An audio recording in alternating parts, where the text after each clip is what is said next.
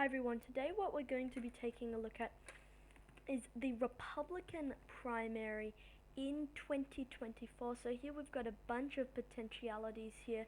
Mike Pence, obviously going to be a favorite there. Nikki Haley, someone who's being floated as a possible 2024 contender. You've got to have Trump Jr. on your list as well. A few up-and-comers here. Josh Hawley in Missouri, sort of a populist message, a similar theme. He'll be competing with a similar group of voters as Tucker Carlson, another more sort of, maybe not with the Republicans on all of the economic issues. Marco Rubio of Florida, up there as well. Cruz, he was second place in the 2016 primary, so you've got to have him on your list. And Rand Paul holding that libertarian message. So 2562 delegates, and the Republican Party, if you can believe it, has an even more complicated process than the Democratic Party, because some of the states have winner-take-most, some of them are proportional, some of them are winner-take-all, so it's quite complex. So I've done a bit of reading into it, and we're going to see how we do. So, sorry, I think my microphone's a bit far away. So in the state of Iowa, let's begin with this. So Mike Pence, I think that Mike Pence could do quite well in Iowa. He'll be able to knit together a coalition of people from, the Trump wing of the party being his vice president, and also more of the religious conservative group, very socially conservative Mike Pence is. So I'm going to say Mike Pence, because it's proportional, he gets about 37.5% of the vote, which is quite a lot. Moving on to the next person, I think that Josh Hawley could do well. Iowa rewards people who sort of, are from the area, who put in the time, and I feel like Josh Hawley, if he were to run, would sort of go all in on Iowa. So I think Josh Hawley could make a pretty good splash in Iowa, possibly getting, 32% of the vote or so. In third place, we're actually going to be having a tie here for third place, or about a tie. We're going to be having Nikki Haley come in with about 10% of the vote, the sort of more a moderate wing sort of backing Haley. You're going to have Rubio come in with a bit of vote as well, Cruz in there as well. So it's sort of getting sliced and diced quite a bit there. So you could see something along those lines where Mike Pence wins 37.5% of the vote. Second place, Josh Hawley with 32% of the vote. Third place, Nikki Haley with 12.5% of the vote. Fourth place, there's a tie between Marco Rubio with 7.5% of the vote, and Ted Cruz with 7.5% of the vote. And in last place is Trump Jr. with 2.5% of the vote, and then Tucker Carlson. Obviously, they're not really registering much support in the state of Iowa. So, in the state of New Hampshire, moving on to that, in the state of New Hampshire, we're going to be going ahead and giving this one over to Nikki Haley. So we see Nikki Haley narrowly carrying this one, just given her sort of more moderate stances on a lot of these social issues, economic issues as well. So Nikki Haley, we've got 36% of the vote. Pence would also definitely be up there. His relationship with Trump would help him. You could see Carlson registering a little bit in the state of New Hampshire. This is another proportional state, by the way.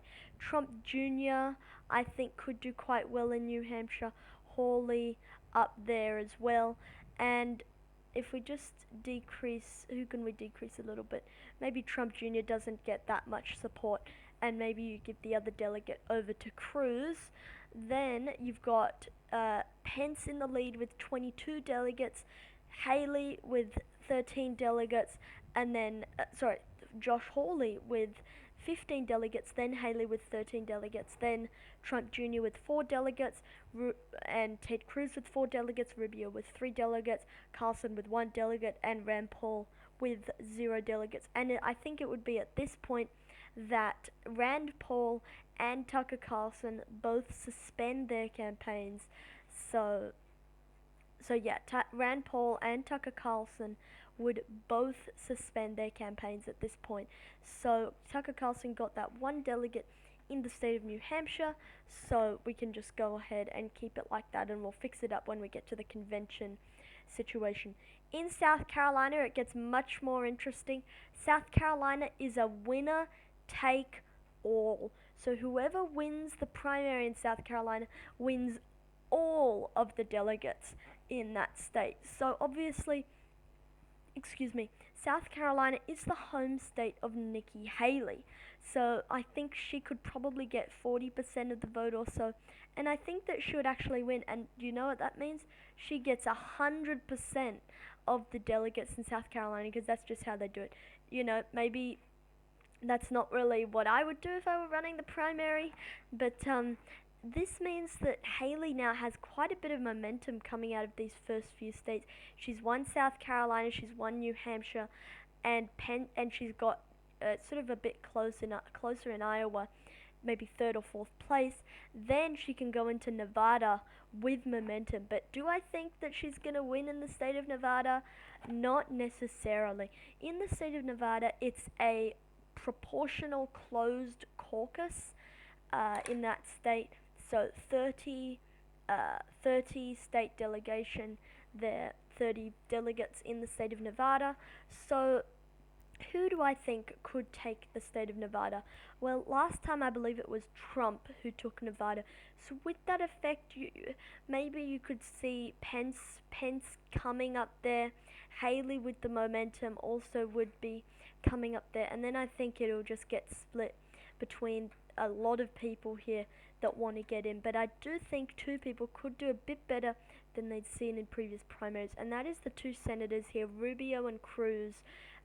20 and 12% respectively. By the way, something with Cruz, I don't think he's going to do all that well in a potential 2024 primary. I think the voters are over Cruz in 2024. And then you've got 3 delegates left. I think those would probably go to Trump Jr. Maybe you could say, you know, something like that. And so then you've got Pence winning with 32%. In second place, you've got Haley with 24%. In third place, you've got Rubio up there, 16%. Fourth place, you've got a tie there between Trump Jr. and Cruz, both with 12%. And then Hawley in last place with 4%. And at this point, again, Carlson and Paul both have suspended their campaigns. And that is the first 4 states. So let's just remind everyone of what the state of play is right now. Nikki Haley leading with 69 delegates. In second place, you've got Mike Pence with 30 delegates. In third place, you've got Josh Hawley with 16 delegates. In fourth place, you've got a tie between Ted Cruz and Marco Rubio with 7 delegates apiece. Oh, and Trump Jr. also in there with 7 delegates. And in fifth place, you have 2 candidates who have since dropped out, Tucker Carlson with 1 delegate and Rand Paul with 0 delegates there. So who do you think would drop out before Super Tuesday? I mean, I could see many of these people dropping out. You could see Rubio dropping out, but I think Cruz will probably drop out, relatively soon. In the state of, do they have Texas there? So Texas is on Super Tuesday, so Cruz might want to stay in and see if he can win his home state of Texas there, which would give him a much needed bump in terms of the delegate count. But if I had to bet, I think he could probably see the writing on the wall that he wasn't going to win. He's got 7 delegates, the front runner's got 69, probably not going to win. So I think that Cruz and Rubio would both drop out, but I think Trump Jr. might want to stay in for a bit longer. So now you've got a race between Mike Pence, Nikki Haley, Donald Trump Jr. and Josh Hawley, with Jr. running as the underdog, Haley running as the front runner, going into Super Tuesday. So that's it for today's video, guys. Thank you for watching, and I'll see you all in the next one. Good night.